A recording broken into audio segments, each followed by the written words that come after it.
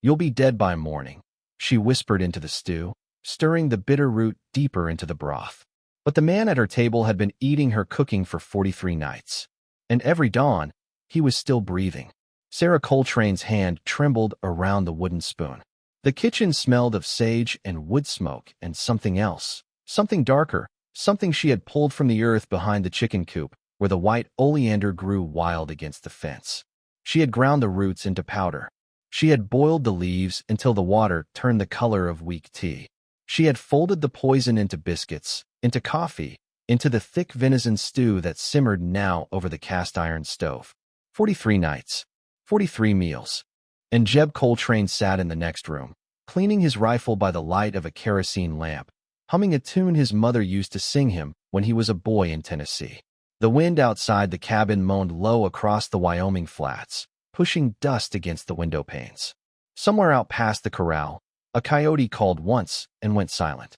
Sarah pressed her palm flat against the iron of the stove until the heat bit her skin, just to feel something other than the cold knot in her chest. She had married him 8 months ago. She had buried her sister 3 months after that. And she knew what Jeb Coltrane had done. "Supper ready, woman?" His voice came from the parlor, rough as gravel in a creek bed. Not unkind. Never unkind. That was the part that confused her most. He had never raised a hand to her. He brought her wildflowers in summer. He fixed the loose plank in the porch without being asked. He called her darling in a voice so soft it could have been a prayer. But she had seen the locket. She had found it in the bottom of his saddlebag, tarnished silver with a lock of dark hair coiled inside. Her sister Mary's hair. Mary, who had ridden out from Laramie 6 months before Sarah ever met Jeb. Mary, who had written one letter saying she had fallen in love with a rancher and then never written again. Mary, whose body the marshals had found half buried in a wash 60 miles from Coltrane land. "Coming, Jeb." Sarah's voice did not shake. She had learned that, at least. She ladled the stew into a tin bowl. The oleander root settled at the bottom, invisible, indistinguishable from black pepper. Enough to kill a horse. Enough to kill 3 men her size. She had measured carefully. She had read the book her father left her, the one with the pressed plants and the careful handwriting in the margins. White oleander, her father had written, the prettiest killer in the desert. She carried the bowl to the table. Jeb looked up from his rifle. He was a big man, broad through the shoulders, with iron-gray hair though he was barely 40. His eyes were the pale blue of a January sky. He smiled at her, and she felt the familiar twist of nausea, half hatred, half something she refused to name. "Smells fine, darling," he said. He picked up the spoon. He blew across the steam. He ate. Sarah sat down across from him, her own bowl untouched. She watched him swallow. She watched his throat work. She waited for the cough, the gasp, the clutching at the chest.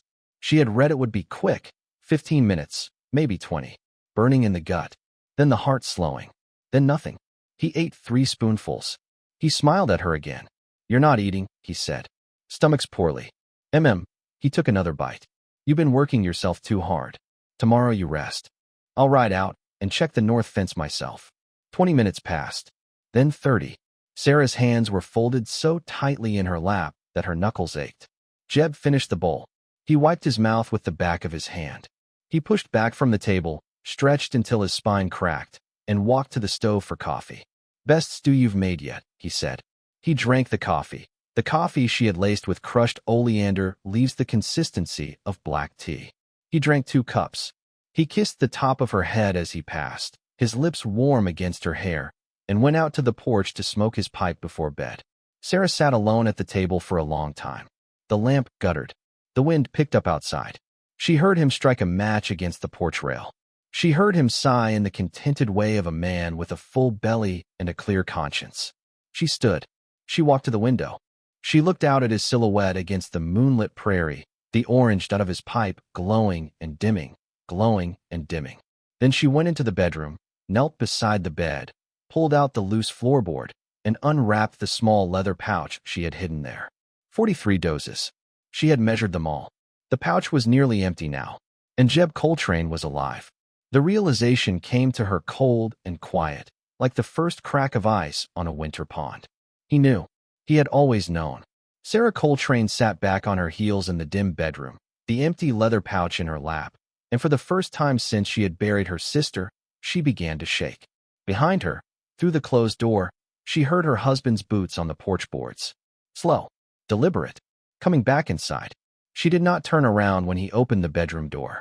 "Sarah," Jeb Coltrane said quietly. "We need to talk." She did not move. The pouch lay open on the floor between her knees, the white powder visible against the dark leather. Jeb Coltrane stood in the doorway with the kerosene lamp in his hand. The light cast long shadows up the walls, his shadow huge and stooped, hers small and folded.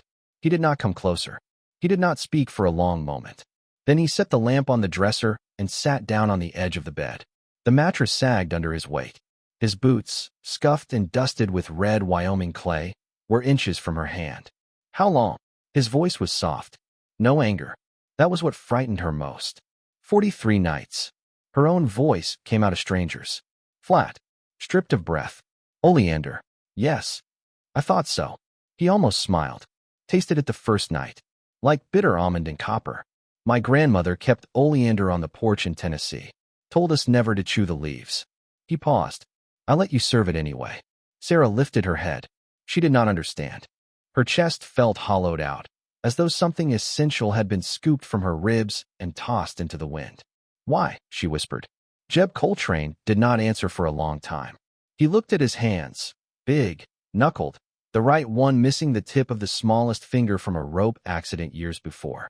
He turned them over slowly, as though seeing them for the first time. "Because I figured you had a reason," he said at last. "And I figured if I asked you straight, you'd never tell me. So I let you cook. And I ate. And I waited to see if you'd stop. Or if you'd tell me. Or if you'd find some other way." He raised his eyes to hers. "I've been building tolerance to oleander since I was 12 years old, darling. My granddaddy was a horse trader. Taught me how. Little by little, every day, until your body don't know the difference between poison and porridge." Sarah felt something break loose inside her chest. "You're telling me you knew. I'm telling you I waited. There's a difference." She rose from her knees. Her legs nearly gave out beneath her. She steadied herself against the bedpost. The pouch fell from her lap onto the floor, and neither of them looked at it. "Mary," she said. Jeb's face changed. The softness drained out of it. Something old and tired settled into the lines around his mouth. "I knew that's what it was," he said. "From the day you walked into the mercantile in Laramie and looked at me like I was a wolf at the door. I knew you knew about Mary. I just didn't know what you thought I'd done. You killed her." Sarah's voice rose for the first time. "You took her up to that wash, and you killed her, and you buried her in the sand like she was nothing. Like she was nothing." "No," he said it quietly, but it cut through her words like a thrown knife. "I didn't kill your sister, Sarah. I loved her. I was going to marry her." She stared at him. The lamp on the dresser flickered, threatened to gut her out, steadied again. "Don't," she said. "Don't you dare." The man who killed Mary was named Pike Hollander. He ran cattle west of Cheyenne. Mary worked at a boarding house there one summer before she came to me. Pike couldn't stand that she chose another man. He followed us when we rode out to look at land north of Laramie. He shot me twice, once in the back, once in the leg, and I went down in the wash, and when I woke up Mary was gone. I crawled 3 miles to a sheep camp. Took me 4 months to walk again. By the time I could ride, the marshals had already found her body, and Pike Hollander was halfway to Montana with witnesses swearing he'd been at a roundup the day she died. Sarah pressed her hand against the wall. The room tilted. "The locket," she said. "She gave it to me the night before, with her hair in it, so I'd carry her with me." His voice cracked, just once, and she heard it. "I keep it because if I bury it I lose the last piece of her. I should have told you. I should have told you the first night you sat at my table looking at me like I was the devil. But I didn't know how. And then you started feeding me death, and I figured, maybe she sent you. Maybe you was supposed to find me. Maybe if I let you finish what you started, that was the price for not finding Pike Hollander myself." Sarah's knees finally gave out. She sat down hard on the floor. The pouch was inches from her boot. She did not know what to do with her hands. Outside, the wind had risen. It rattled the shutters and pushed dust under the door. Somewhere far off, beyond the corral, a horse whinnied in the dark, a frightened sound, sharp and quick. Jeb's head turned toward the window. "That ain't right," he said quietly. He stood. He crossed to the window in 3 long strides and peered out into the prairie dark. Sarah watched him from the floor. She saw his shoulders go tight. She saw his hand drift to the revolver hanging on the bedpost. Sarah. His voice had changed. Low. Urgent. Get up. Get behind the bed. What is it? Riders. 6 of them. Coming hard from the south. She rose, the blood roaring in her ears. Who? Jeb Coltrane lifted the revolver from the bedpost, checked the cylinder, snapped it shut. Pike Hollander, he said. He must have heard I married Mary's sister. He's come to finish what he started. He looked at her then. Really looked at her, the way a man looks at the only living thing he has left in the world. You can poison me tomorrow, darling, he said. Tonight, I need you to live. The first bullet came through the parlor window. Glass exploded across the floor. The kerosene lamp on the dresser jumped, sputtered, kept burning. Sarah dropped behind the bed frame as a second shot punched through the cabin wall and buried itself in the headboard 6 inches above her head. Stay down, Jeb roared. He was already moving, crouched, fast, snatching the Winchester from above the doorframe with one hand while the revolver came up in the other. Sarah watched him from the floor and saw, for the first time, what kind of man her husband had been before he ever brought her wildflowers. He moved like a wolf. He moved like a man who had been shot in the back once and had spent every day since promising it would not happen again. How many? She whispered. 6. Maybe 7. They've taken the corral. He chambered around. Sarah, listen to me. There's a root cellar under the kitchen. Trapdoor under the rag rug. You go down there. You bar it from inside. You don't come up for anyone but me, you hear? Jeb, you hear me? Yes. He reached down. His scarred hand closed around hers, just for a moment, hot and dry. Then he was gone. Out the bedroom door and into the dark hall, the Winchester held low. Sarah crawled across the broken glass on her hands and knees. The kitchen lay in shadow. The stove still ticked with cooling iron. She yanked back the rag rug, found the trapdoor, fumbled with the iron ring. A third shot tore through the front door, sent splinters flying. She heard Jeb fire twice from the parlor, the Winchester's heavy bark, then a man screaming somewhere outside in the dark. She lifted the trapdoor. The smell of damp earth and stored potatoes rose up at her. She started to climb down. She stopped. She thought of Mary in the wash. She thought of her sister alone with a man who shot her in the head and left her for the coyotes. She thought of Jeb Coltrane bleeding out in a ditch 3 miles from a sheep camp. She thought of 43 nights of poison and 43 mornings of him kissing her hair as he passed. She thought of Pike Hollander. She did not climb down into the cellar. She closed the trapdoor. She pulled the rag rug back over it. She crossed to the kitchen wall where Jeb's spare rifle, the old Sharps buffalo gun his father had carried at Shiloh, hung above the flour barrel. It was heavy in her hands. She had fired it twice, 3 years ago, at a coyote that took her father's chickens. She knew where the shells were. She loaded it. Outside, the shooting had stopped. The silence was worse than the gunfire. Sarah crouched below the kitchen window. She could hear voices now, men's voices, low and pleased, the voices of men who thought they had won. Coltrane, a shout, deep and amused, carrying easy across the yard. Coltrane, you in there? It's Pike. Been a long time, brother. Silence from the parlor. I heard you took yourself a wife. Mary's little sister, they said. Tell me, Coltrane, does she look like Mary did when I... Jeb's Winchester answered. Glass shattered somewhere on the porch. A man cried out and went quiet. 5 left, Sarah whispered to herself. Her hands were steady on the sharps. She did not understand how they were steady. Footsteps on the porch. Slow. 2 men, she thought. Maybe 3. Coming around the side of the cabin where the kitchen door was. She raised the sharps to her shoulder. She braced the butt against the kitchen table for support. She aimed at the kitchen door, 4 feet off the floor, where a man's chest would be when he came through. The door burst inward. The man who entered was tall and lean, with a scarred face and a pistol in each hand, and Sarah pulled the trigger before her mind had finished telling her arms to do it. The sharps roared. The buffalo gun's recoil drove her backward against the stove, and the man in the doorway simply ceased to be standing. He folded. His pistols clattered to the floor. He did not move again. Sarah, Jeb's voice from the parlor, sharp with terror. I'm alive, she called back. She was already reloading. Her fingers shook, but they remembered. Powder. Ball. Cap. Her father had taught her on a Sunday afternoon when she was 9 years old, by a creek in Kansas, and she had not forgotten. Another man rushed the kitchen door, leaping over his dead companion. Sarah did not have time to raise the rifle. She swung it like a club. The brass-bound stock caught the man across the temple, and he dropped sideways into the wall. And before he could recover, Sarah had the sharps back at her shoulder and put a ball through him at point-blank range. The cabin filled with smoke. 3, she heard a voice scream outside. 3 left. Get the back. She heard Jeb moving in the parlor.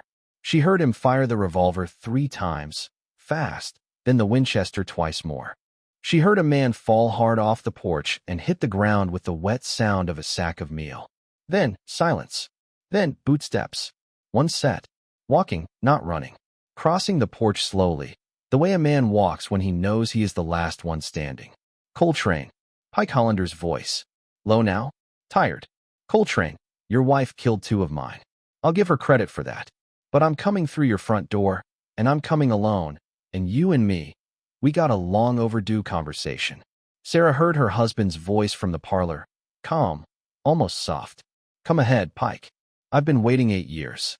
The front door opened. Sarah crept from the kitchen, the sharps reloaded and heavy in her arms, and saw her husband and the man who killed her sister standing 6 feet apart in the parlor with the lamp guttering between them. Pike Hollander was smaller than she had imagined. She had built him in her mind for months. A giant, a shadow, a thing with teeth. The man standing in her parlor was 45 years old, thin-faced, with a sand-colored mustache going gray at the corners. His coat was good wool, Eastern cut. His hand held a Colt revolver pointed at Jeb's chest. Jeb's Winchester was pointed at his. Neither man fired. Sarah understood, watching them, that this was not a thing they wanted to end quickly. Drop it, Pike, Jeb said.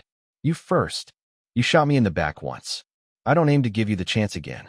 Pike Hollander smiled. It was a small, tired smile. She was going to marry you. Did you know that? She told me, the day before I rode out after you 2. Said she loved a Tennessee man who'd never raise his voice. Said I was a piece of her old life she had to put down before she could move on. His Colt did not waver. I put her down instead. Sarah stepped into the parlor doorway. The sharps came up smooth in her hands. Mr. Hollander, she said. His eyes flicked to her. Just for an instant. Just long enough. Jeb Coltrane fired. The Winchester's report filled the cabin. Pike Hollander spun half around, the Colt discharging into the floorboards, and dropped to his knees against the parlor wall. His hand opened. The pistol slid across the boards toward the stove. He did not die quickly. He sat against the wall with his hands pressed against his stomach and watched the lamplight flicker on the ceiling beams. Jeb walked over to him slowly, the Winchester held low. Sarah followed. Mary, Pike said, the word bubbling. Mary was. Don't say her name. Jeb's voice was very quiet. You don't get to say her name. Pike Hollander looked up at him. Then at Sarah. Then at nothing at all. He died with his eyes open, sitting against the wallpaper Sarah had hung herself the week she moved in. For a long time, neither of them spoke. The wind had stopped. The cabin smelled of gunpowder and kerosene and something Sarah could not name. Something like rain on hot iron. Jeb sank down onto the floor beside the dead man. He set the Winchester across his knees. His hands were trembling now, for the first time. Sarah crossed the parlor and lowered herself down beside him. Her shoulder touched his. She did not pull away. He's the one, she said. He's the one. For 8 years. For 8 years. She reached up. She touched the side of his face. He had a smear of blood across his cheek. Not his own, she realized. One of the other men's. She wiped it away with the corner of her apron. Jeb. Her voice was a whisper. I tried to kill you. 43 nights. I know. How can you sit beside me? He turned his head. His pale blue eyes were wet, though no tear had fallen. Because you didn't run, he said. When the riders came. You could have gone down into that cellar and let me die out here. You could have ended every night of poison just by closing a trapdoor over your head. But you didn't. You picked up my father's gun. You stood at my kitchen door. And you killed 2 men to keep me alive. He paused. That tells me something, darling. That tells me whatever you thought I was. You don't think it anymore. She could not speak. The tears came then, hot and silent, sliding down her face and into her mouth. Jeb reached into his shirt pocket. He pulled out the silver locket, the one she had found in his saddlebag 8 months ago, the one that had set her down the road of oleander and graveyards. He pressed it open with his thumb. Inside was the dark curl of Mary's hair, exactly as Sarah remembered it from when her sister was 13 and she had brushed it for her every night before bed. "You take this," Jeb said. He pressed the locket into Sarah's palm and closed her fingers over it. She'd want her sister to have her. "I've been carrying her long enough." Sarah held the locket against her chest. It was warm from his body. "I have something of hers too," she said. She reached up to her own throat. Beneath her collar, on a length of leather cord, hung a small wooden bird, a sparrow Mary had whittled when she was 14, a gift to Sarah on her 10th birthday. Sarah had worn it every day since the day they pulled Mary's body from the wash. She slipped the cord over her head. She set the wooden bird in Jeb's calloused palm. "She made this for me when we were girls." He looked down at it. He turned it over with one careful finger, the way a man handles a thing he is afraid to break. Then he closed his hand around it and pressed his fist against his chest, against his heart, and Sarah saw a single tear track down through the blood and dust on his face. "Scars mean it lived," she said softly. She did not know where the words came from. They simply rose up out of her, the way certain truths do, after long silence. "Scars mean it lived," he repeated. They sat together on the floor of the parlor for a long time, the dead man cooling against the wall, the lamp burning low, the prairie wind beginning again outside the broken window, softer now, almost gentle, the way it blows after a storm has passed, and the earth begins to remember what it was before the violence came. But Sarah Coltrane knew the night was not over. There were still bodies in the yard. There were still horses loose in the dark. And somewhere south of them, the marshal at Cheyenne would have heard the gunfire by morning, and he would come riding, and he would have questions about a poisoner and her husband and 6 dead men in a homesteader's parlor. She tightened her hand around the locket. "Jeb," she said, "what do we do now?" They worked until dawn. Jeb saddled 2 horses. Sarah pulled on her father's old coat and her riding boots and a wool hat that had belonged to Mary. They dragged the 5 dead men one by one from the yard and the parlor and the kitchen, and they laid them out in a row beside the corral fence where the marshal would find them when he came.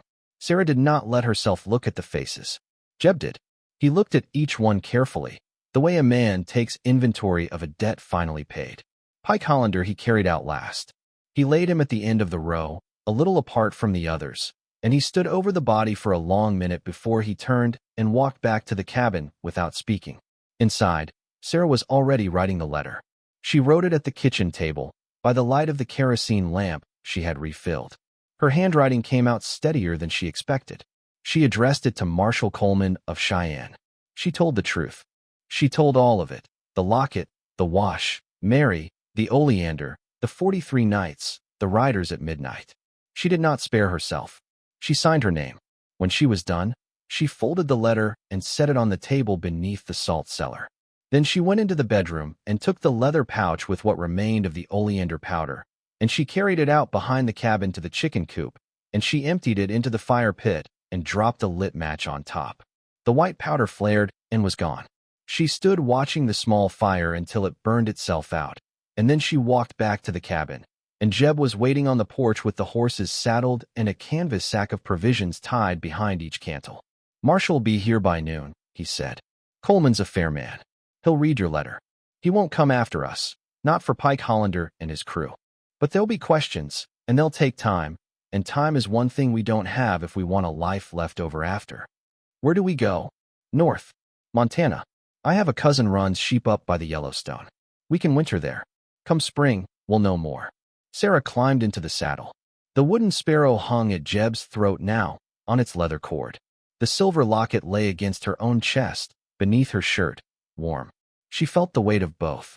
Jeb mounted beside her. The eastern sky was turning the color of old copper. The wind had quieted.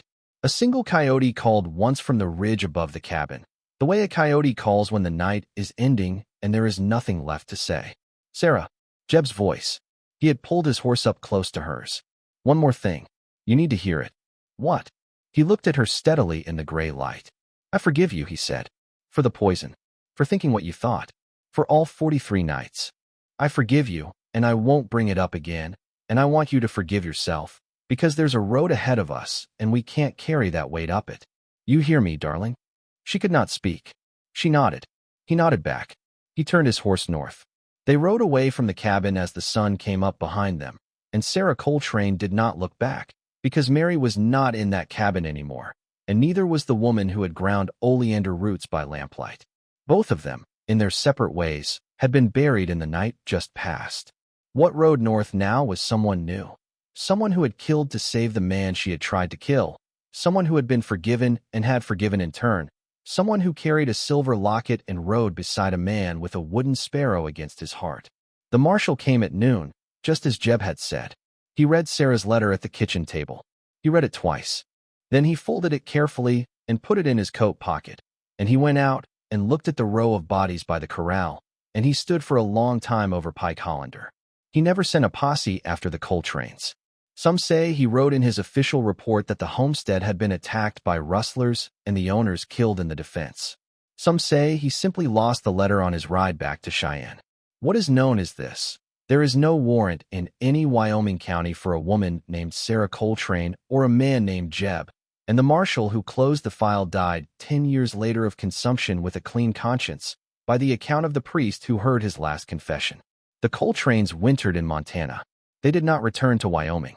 In the spring of the following year, Sarah gave birth to a daughter. They named her Mary. She had her aunt's dark hair and her father's pale blue eyes, and she grew up on a small ranch in the Bitterroot Valley where her mother kept a garden of sage and tomatoes and not one single oleander, and her father raised sheep and never again fired a gun in anger. Sarah lived to be 73 years old. On the night before she died, her daughter sat beside her bed, and Sarah pressed the silver locket into the girl's hand and closed her fingers over it the way Jeb had once closed her own. "Your aunt made me brave," she whispered. "Your father made me whole. Don't you forget either of them." The daughter never did. Years later, travelers riding through the high pasture above the Coltrane place would sometimes notice a carving in the old cottonwood that stood alone beside the creek. Two names cut deep into the bark, weathered by decades of Montana sun and Montana snow, but still readable, still holding fast. Jeb Sarah. And beneath them, in smaller letters, the line of a woman who had once measured poison by the spoonful and learned, instead, to measure mercy. Scars mean it lived.